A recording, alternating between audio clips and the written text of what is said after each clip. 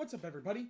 Weston here with the Hidden Gibbon, and today we're going to help ourselves play a little bit of Clue with Lonis, the Cryptozoologist. Lonis is a nifty little commander that I have built a bracket 3 deck around. We have one game changer in this deck, Crop Rotation, and we have 3 tutor cards. Of course, Crop Rotation, Tamiya's Journal, Transmutation, Font, and Mormir Vig. Lonis is a 1/2 Simic. Whenever another non-token creature enters the battlefield, under your control, you investigate. But more importantly, and what everybody knows about, is tap, sacrifice X clues. Target opponent reveals the top X cards of their library, and you may put a non-land permanent card with mana value X or less from among them onto the battlefield under your control. That player puts the rest on the bottom of their library in a random order. So, what we're going to do out here is step 1, we're going to get Lonis in play. Step 2, we're going to make a whole bunch of clues. And step 3, we're going to take everything that the opponent has ever held dear. Let's get into our creatures, shall we? So we're only running 17 creatures, and you might think that's a little low considering Lonis likes when you have non-token creatures. But every creature that I have in here is specifically designed to help create tokens and help us get to where we need to be. So we have Academy Manufacturer is one of our bombs in the deck, and it helps set up our machine, our engine. And it says if you would create a clue, food, or treasure token, instead create one of each. Along with that, we have our 2 Tireless. We have Tireless Provisioner, who landfall lets you create a food or a treasure token, and Tireless Tracker, who landfall lets you create a clue, and then whenever you sacrifice a clue, you put a 1/1 counter on it. Along with that, in a game that I've played, Piper Wright is sneakily very strong. Whenever Piper deals damage to a player, investigate that many times, and whenever you sacrifice a clue, put a 1/1 counter on target creature you control. So you can make her pretty big, and then get her through a few times, and it gets you a whole bunch of clues very fast. We have Nick Valentine. He can't be blocked, and whenever Nick Valentine or another artifact creature you control dies, you can investigate. We've got the other Lonis. He has Evolve, and whenever one or more 1/1 counters are put on Lonis, investigate that many times. Whenever you sacrifice a clue, put a 1/1 counter on another target creature you control. We have Haywire Might in there for a little bit of spot removal of people's artifacts or enchantments. And then we have other little token makers. Peregrine Took is in here because if one or more tokens would be created under your control, create those plus a food. So not only are we trying to get clues, but we have a side package of getting food and treasure. For our sorceries, we have Aggressive Biomancy, which is create X tokens that are copies of target creature you control, except for they have, when this creature enters, it fights up to 1 target creature you don't control. Kind of like a little bit of removal spell. I have still yet to play it, so we'll see how good it is. We have Echo Storm. When you cast a spell, copy it for each time you've cast your commander from the command zone this game. You may choose new targets for the copies. Create a token that's a copy of target artifact. We have Follow the Bodies, which gives you Gravestorm and Investigate. You have For the Common Good, which creates tokens. Harmonize draws you cards. Pest Infestation. This card is low-key really good for artifact removal and enchantment removal. I highly recommend anybody running green who needs more interaction to blow up people's enchantments or artifacts run Pest Infestation. We've got Ponder, we've got Reverse Engineering, and then we've got Tempt with Discovery.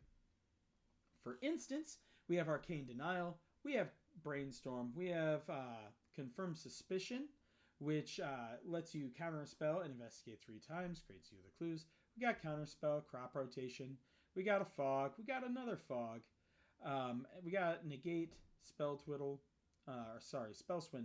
Strix's Serenade, and then we also have Second Harvest, which is for each token you control, create a token that's a copy of that permanent. So that way you can copy the rest of your clues. Down here in Artifacts, we have 14. We've got Mana Rocks in here. I won't go too far into Mana Rocks. We all know what Lotus Petal does, and Arcane Signet and Soul Ring. Once again, I'm running my low-key, one of my favorite graveyard hate cards, which is a Stone of Eric. We've got Esoteric Duplicator. It's whenever you sacrifice Esoteric Duplicator or another artifact, you can pay 2. If you do, at the beginning of your next end step, create a token that's a copy of that artifact.